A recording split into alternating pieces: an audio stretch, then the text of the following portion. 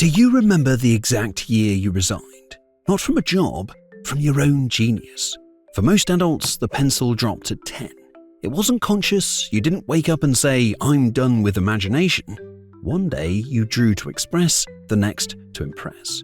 And when the hand couldn't match the eye, the brain signaled failure. You stopped. You started watching or copying. Today we dissect the neurological murder of your inner creative, and why reclaiming that mess is how you save your adult mind. Psychologists call it the literal stage. We call it the creative cliff. It's the moment your brain decided accuracy mattered more than discovery. Up until 9, your brain is an open loop. Synapses fire in every direction.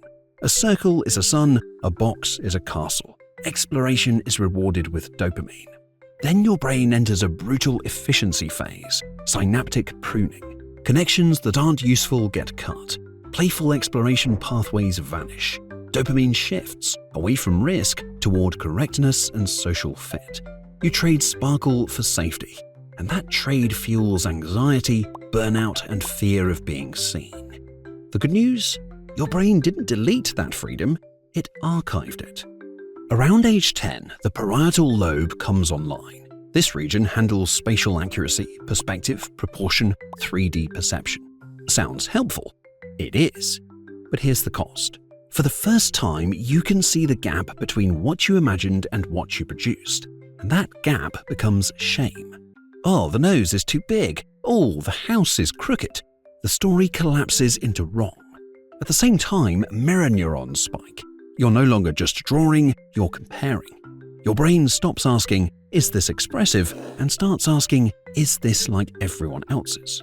In the wild, fitting in meant survival. Being wrong triggers the amygdala, a physical cringe.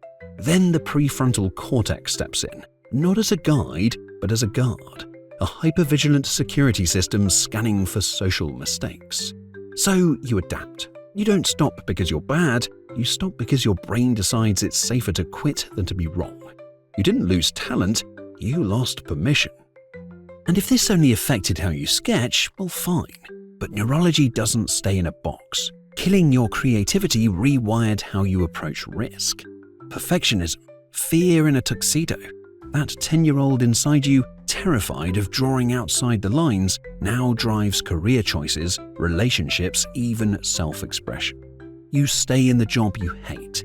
It's a perfect drawing of a career. You don't launch the business. The prototype might be messy. You struggle to connect. Vulnerability feels like a mistake. Neuroplasticity, the ability to learn and adapt, requires friction. The brown sludge, the wobbly tower. Avoiding mess cuts the circuits to your evolution. You're running on old software, optimizing for safety that suffocates your brain. Survival depends on learning from mistakes, and your brain still craves that. So how do we reverse a lifetime of neural cementing? Well, together we rebel. We invite friction back. This isn't about becoming Picasso, it's about teaching your nervous system that mistakes don't end the world. So do something you're bad at, deliberately. Draw with your wrong hand, scribble over finished work, smear paint like a toddler. Each messy mark sends a new signal. This is survivable. The amygdala stands down, the brain reopens the file, creation becomes possible again. Your creative death at 10 was a misunderstanding.